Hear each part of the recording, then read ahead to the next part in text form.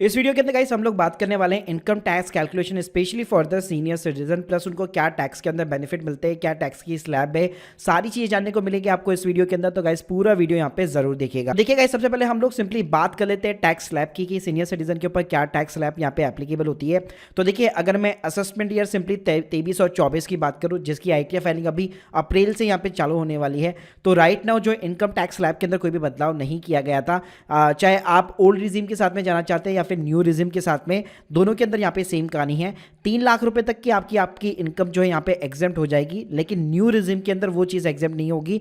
3 से 5 लाख पे old regime के अंदर 5% टैक्स लगेगा, 5 से 10 पे फिर 20% है, फिर अबाउ द 10 लाख रुपए पे सीधा 30% है।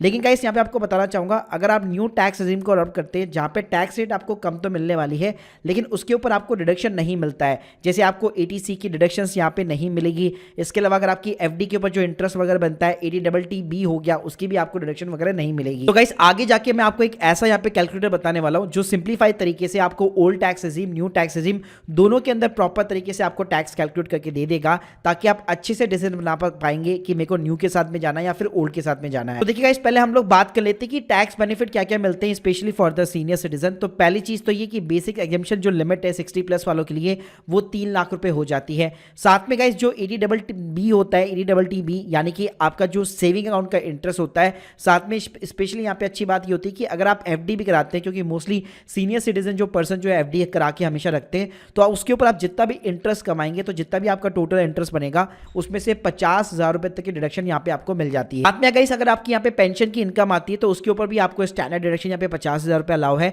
साथ में गाइस यहाँ पे एडवांस टैक्स पेमेंट करने से आपको छूट मिल जाती है। अगर आपका टैक्सेस 10,000 रुपए से भी ज्यादा है तो भी गाइस आपको एडवांस टैक्स पे करने की रिक्वायरमेंट नहीं है। बस इसकी कंडीशन यही है कि आपकी इनकम प्योरली पेंशन वगैरह से होनी चाहिए या FD वगैरह से होनी चाहिए या स्टॉक मार्केट म्यूचुअल फंड्स वगैरह हो गया, लेकिन कभी भी बिजनेस या प्रोफेशनल की हेड वाली इनकम यहाँ पे आपके पास नहीं होनी चाहिए। इसके अलावा गाइस यहाँ पे जो ATD होता है जहाँ पे आपको हेल्थ इंश्योरेंस के बेनिफिट्स वगैरह मिलते हैं, तो यहाँ पे भी जो प्रीमियम होता है नॉर्मल लोगों के लिए केवल 25,000 रुपये तक होता है, लेकिन अगर मैं सीनियर सिटीजन बंदों की बात करूँ तो वहाँ पे 50,000 रुपये तक की आपको डिडक्शन मिल जाती है। जो भी आप प्रीमियम पे करेंगे इंश्योरेंस कंपनी को, आपका जो प्रीमियम होगा वो 50,000 रुपये तक पूरा आपको टैक्स का माफ हो जाता है। इसके अलावा गाइस अगर लेट सपोज कई बार क्या होता है, हम लोग इंश्योरेंस क्लेम नहीं करते, मेडिक्लेम नहीं करते, लेकिन उसके बावजूद भी जो है सीनियर सिटीजन की कोई ना कोई दवाई वगैरह चलती रहती है, डायबिटीज़ वगैरह हो गया या कोई भी बीमारी हो गई, तो नॉर्मली उसके ऊपर भी आप जो पूरे साल भर के अंदर खर्चा कर रहे हैं तो उसके ऊपर भी आपको 50,000 रुपये तक का मेडिकल एक्सपेंडिचर का यहाँ पे बेनिफिट मिल जाता है। इसके अलावा गाइस एक ADTTB करके सेक्शन होता है जो स्पेसिफिक डिजीज अगर कोई है आपको और उसके ऊपर आपका मेडिकल ट्रीटमेंट चल रहा है, जैसे कि कैंसर हो गया या आपके ऊपर कोई भी डिपेंडेंट है, तो उसका भी अगर आप ट्रीटमेंट वगैरह कर रहे हैं तो वहां पे भी आपको 1 लाख रुपए तक की डिडक्शन यहाँ पे अलाउ रहती है। तो चलिए गाइस बात करते हैं कि यहाँ पे आपको टैक्स की कैलकुलेशन कैसे करनी है। तो मैं आपको सिंपली एक लिंक जो है यहाँ पे डिस्क्रिप्शन बॉक्स में प्रोवाइड कर दूंगा। ये ऑफिशियल इनकम टैक्स कैलकुलेटर की सिंपली यहाँ पे लिंक है। तो गाइस यहाँ पे आपको क्या करना है, एडवांस टैक्स कैलकुलेटर के अंदर सिंपली जाना है।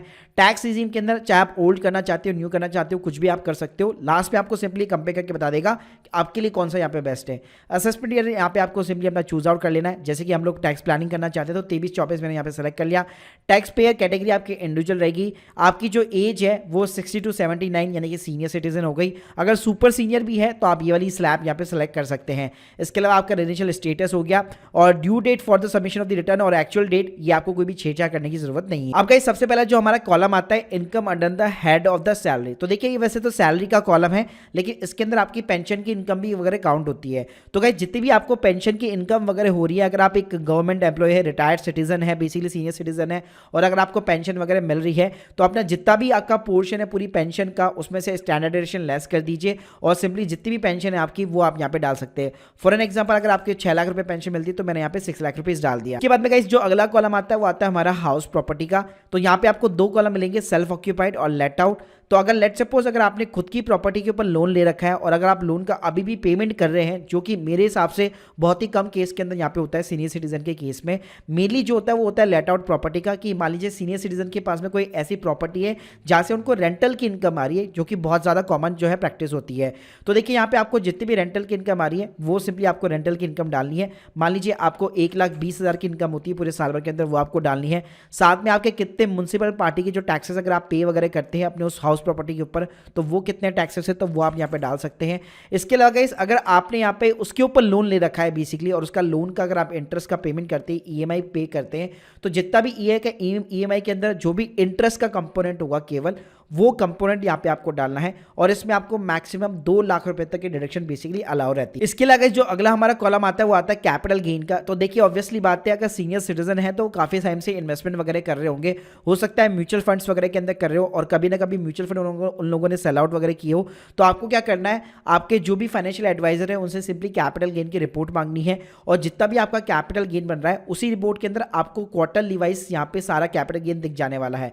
तो देखिए अगर आपके म्यूचुअल फंड्स वगैरह है या इक्विटी रिलेटेड म्यूचुअल फंड्स है या इक्विटी के स्टॉक्स वगैरह है, तो गाइस यहाँ पे जो है आपको कवर्ड मिलेगा 111A करके सेक्शन। इसके अंदर अगर आपका शॉर्ट टर्म कैपिटल गेन बन रहा है तो क्वार्टरली वाइज अपना सिंपली यहाँ पे आपको गेन डालना है। और लेट सपोज गाइस अगर आपका लॉन्ग टर्म कैपिटल गेन बन रहा है इक्विटी म्यूचुअल फंड्स या फिर इक्विटी स्टॉक से रिलेटेड, तो यहाँ पे बेसिकली आपको 112A का कॉलम मिल जाएगा। तो इसके अंदर आपको simply long term capital gain जो है क्वार्टरली वाइज यहाँ पे सिंपली डालना है। तो गाइस ये चीजें ऐड करने के बाद में आपका नेक्स्ट कॉलम आता है अदर सोर्सेस का, बिजनेस एंड प्रोफेशन का भी आता है। तो लेट्स सपोज अगर आपकी कोई बिजनेस या प्रोफेशन से इनकम है जो कि नॉर्मली रेयर केस के अंदर होती है सीनियर सिटीजन के केस में, तो वो आप यहाँ पे डाल सकते हैं। अपना जितना भी बिजनेस का नेट प्रॉफिट हो रहा है आपका वो आप यहाँ पे डाल सकते हैं। उसके बाद में गाइस मेन जो कॉलम आता है हमारा अदर सोर्सेस का होता है, जहाँ पे सीनियर सिटीजन की काफी ज्यादा इनकम होती है। जैसे एक तो बैंक के अंदर जो उनका सेविंग अकाउंट है वहां से जितना भी इंटरेस्ट जनरेट हो रहा है उनको यहाँ पे डालना है। साथ में गाइस अगर कोई उनकी एफडी वगैरह की इनकम है तो उसकी जो इंटरेस्ट की इनकम है वो उनको सिंपली यहाँ पे डालनी है। इसके अलावा गाइस उनकी कोई भी एनी अदर इनकम है तो वो आप यहाँ पे डाल सकते हैं। उसके बाद में गाइस नीचे आपको जाना है, फिर उसके बाद में यहाँ पे आपका ग्रॉस टोटल इनकम अपने आप कैलकुलेट करके आ जाएगा। फिर आता है हमारा डिडक्शन का कॉलम। तो देखिए पहला आता है हमारा एटीसी का।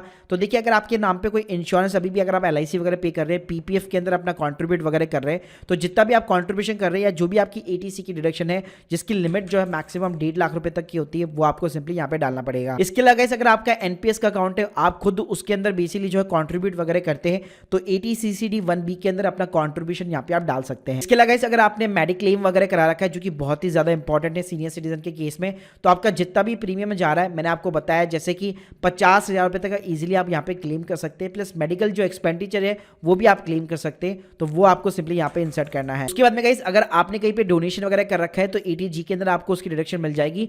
उसके बाद में गाइस मेन जो आता है हमारा एटीटीए के अंदर, तो यहाँ पे आपको डालने की जरूरत नहीं है। आपके लिए जो स्पेशली सीनियर सिटीजन के लिए एटीटी भी खुला होगा।